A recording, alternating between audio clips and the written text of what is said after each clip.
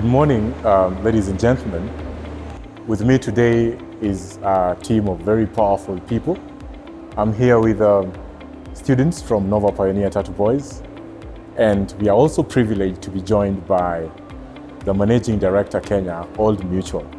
So we're here to have a very easy conversation regarding matters, career progression, financial literacy, and so many other questions that will prop up. My name is Kennedy Onyango Otieno. Kennedy Onyango Otieno is a teacher of English and literature at Nova Pioneer Tatu Boys in Tatu City area, and also the debate and public speaking coach. So we are here at the Age Convention Center for the 4th edition of the Debate Circle National Debate Tournament. So we are here with my team just to have an easy conversation in a myriad of issues. So we will go straight to the introductions, and I'm going to throw it to this gentleman here to just introduce himself. Over to you. Okay. My name is Kerry Amani, Form 4 at Nova Pioneer Tatu Boys. I'm really happy to be here. From this conversation, I hope to get a lot of insight. We have very powerful guests with us. Hope to get a lot of advice, and also hope to inspire whoever is watching this. And from the debate tournament, one word: we are here to win. Simple. Thank you so much. Interesting. I can see the spirit in you. You want to win. You're not coming here for anything less than winning. Over to our guests. My name is Martin Karenju. Okay. I'm not in school. I'm the managing director of Old Mutual Life in Kenya. Fun fact about me, an avid weightlifter. Ooh. I enjoy Olympic weightlifting as a sport, so I quite enjoy it a lot. My expectations is to have a good conversation, actually to listen and be challenged and get different perspectives, which I believe would help me see different perspectives. So looking forward to that engagement. Thank you so much, the Managing Director. We're very privileged to have you around. Now over to you, Eddie. Hello, my name is Eddie Francis. I'm a Form 4 currently at Nova Pioneer Tatu Boys. And a fun fact about me is that I love public speaking. And as of right now, I'm ranked best in East Africa and 4th best in Africa. And I'm a strong believer in that the youth are not the leaders of tomorrow, but the youth are the leaders of today. And at the same time, I do rugby, so I lift weights here and there. So I'd love to see who's stronger between us two, definitely. But yeah, that is who I am. Yeah, maybe at the tail end of this conversation, we're going to have some mini competition. Weightlifting. So we see who is going to win the session. Anyway, so now we will start off this conversation with a few questions here and there. So I'm going to ask random questions to my guests. That is Eddie, our manager here, and Mr. Kerry Amani here. Now, my first question to our managing director here.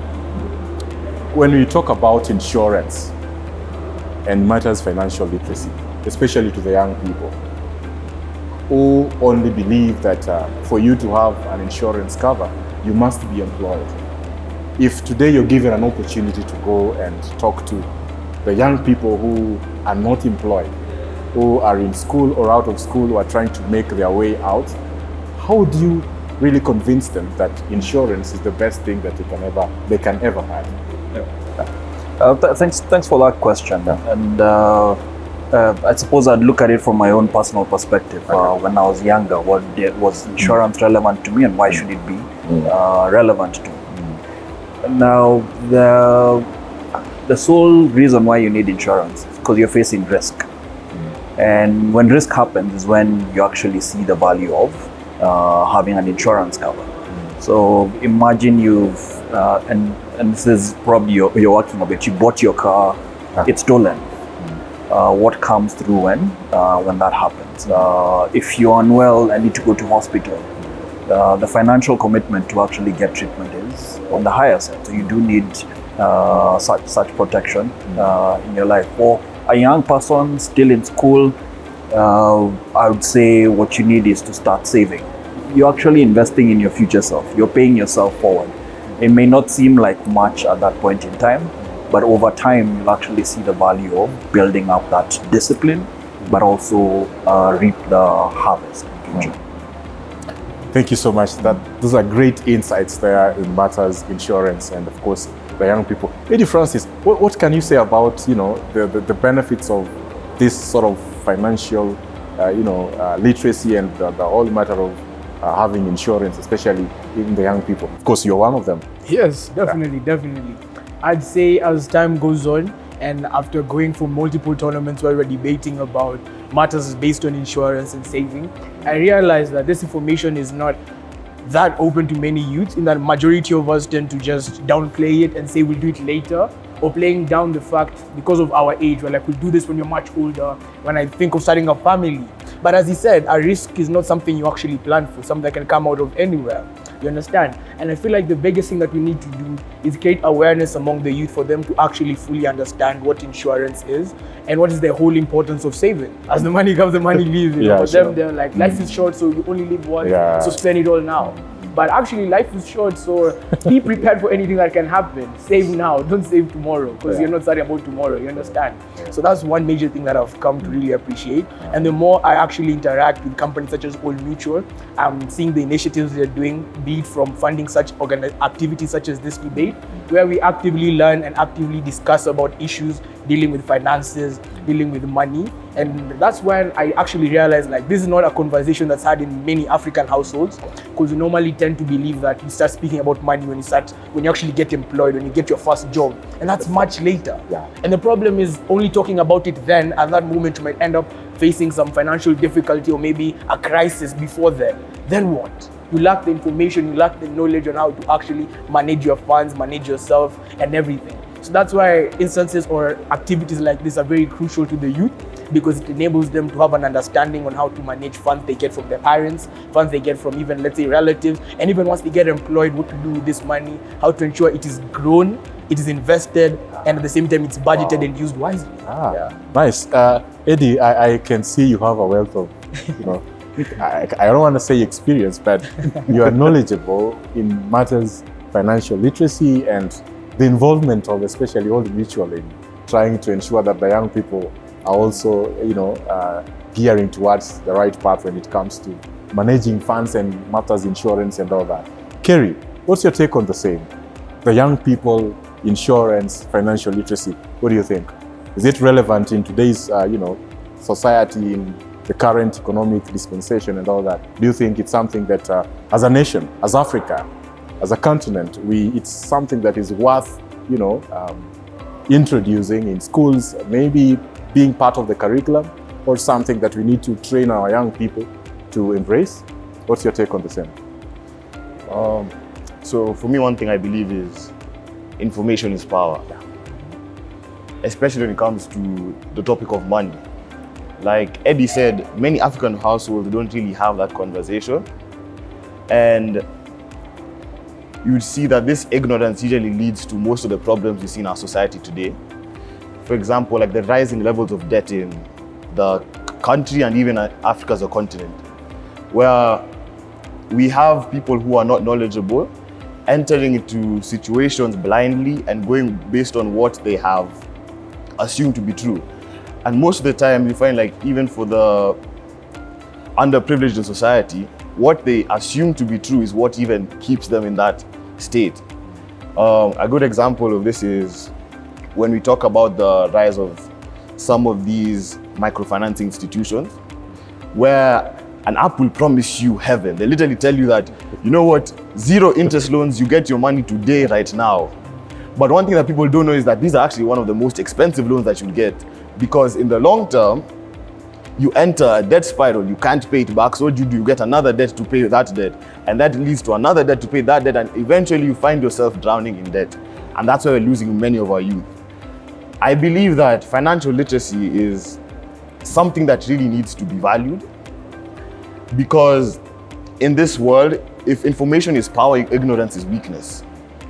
So learning these basic skills such as short-term budgeting, how to deal with your finances, day-to-day expenses, these are things that are really important for each and every youth to know, and every single person, if you want to have a better society. So for me, I'd say that financial literacy, if not the most important thing in the society, is one of the most important things that we can have today. Wow. great insights there from Mr. Keriamani in matters financial literacy. Like I said earlier, as a debater, public speaking coach and all that, leadership goes hand in hand with skills in debating and public speaking. You agree with me? Yeah. Yes, it is, right? Now, based on that, I'm going to ask a question to, and this will directly go to our MD here, MD Old Mutual. And the question is, what is one leadership lesson you have learned over time? Yes, because is it off camera? We're having some informal conversations, and I heard something like, you've stayed for how many years with Old Mutual? 18 years. 18 years. That's a wealth of insurance, right? So let's hear, how has that leadership journey been to you right from the point you got into Old Mutual? Did you, look at it that one of these fine days you're going to be the managing director of this giant insurance company? Tell us something about it. Sure. I mean, like you said, I've shared, this is my 18th year with Old Mutual. I think I joined on, must have been 2nd December 2007. Oh. In uni, I studied actuarial science and then joined Old Mutual in the actuarial department. And that was my first job, working with data, spreadsheets, etc. I mean, over time, I've certainly gained in experience. I've worked in the Kenya office, I've worked in the South African office for some years, then came back to the Kenya office. Always had the aspiration to lead the business. Oh, wow. So it is something that I had my eye on, and I've worked hard towards it. In terms of this leadership journey, what would I say is my greatest lesson? I think I shared it earlier in the plenary that we are told because we stand on the shoulders of giants. Yeah. So your team is everything. You have to get the right people, inspire them, ensure that they're supporting you in this journey. You can't do anything alone. Oh, nice, fantastic. And now my other question, still in line with your leadership journey, what inspired you to become a leader? And what was this first leadership position you ever held at Old Mutual? And how did you take it? How did you receive the news? And how are you prepared? Did you, before getting that opportunity, were you in some leadership training, class or wherever institution before you undertook it and all that? Or you just found yourself being told that, hey, we think you can lead this, you can do this. How did it come about? How did you take it? How did it start? Okay. I suppose I'll answer it in two parts. I think the initial one was around what is my view on leadership? What is it? Group CEO shared something on our WhatsApp group earlier this week, and it actually summarized what leadership is very well. You can see what the future can be, and you're impatient and very focused to getting you there. So when you engage with people, when you speak to people, you're very clear on that vision, and you're driving them towards it. That's what I suppose surfaces the leadership in my first leadership position. And before you proceed, I just want to reiterate something that is very important you've mentioned, speaking to people. Yes. That's where it starts from, speaking to people. You guys, are you getting that? Yes. Speaking to Definitely, people. definitely. If you want to become leaders, get that right. Okay, you can proceed. I'm happy to emphasize it more. You cannot lead people if you cannot speak to them. You cannot articulate your ideas and win them over, either conceptually or win their hearts, their minds, etc. So that, communication and clarity of thought and being able to articulate that is part and parcel of leadership. My first leadership position, I'm trying to think. It's been a while. Yeah, I know it's been a while. So many years. Perhaps I can more speak about my most memorable leadership positions. Sure. Yeah, you go ahead. I think in my earlier career, I set up the group strategy function for Old Mutual. Perhaps that was my most significant earlier leadership position. It was an interesting role in that your counterparts are leaders of other businesses. It's not leadership from the perspective of where you're engaging with people you need to train, etc. These are very seasoned business leaders who then you're engaging at a different level. What prepared me for it, I would say a very good and sound understanding of the business, an ability to communicate and be articulate, and be at times firm. You have to engage in what may not be the most pleasant of conversations. So you have to have that muscle. Perhaps what I would say. In terms of leadership training, there've been many. So maybe the ones that I would say are most memorable. Actually did it earlier this year. And it's a program called Fast Forward. It's run by Sunny Bindra. And what is special about that program is they bring other leaders for you then to engage in leadership challenges and get to know yourself, get to understand yourself, and be inspired by others and build a network of people who can inspire you to be better. Fantastic.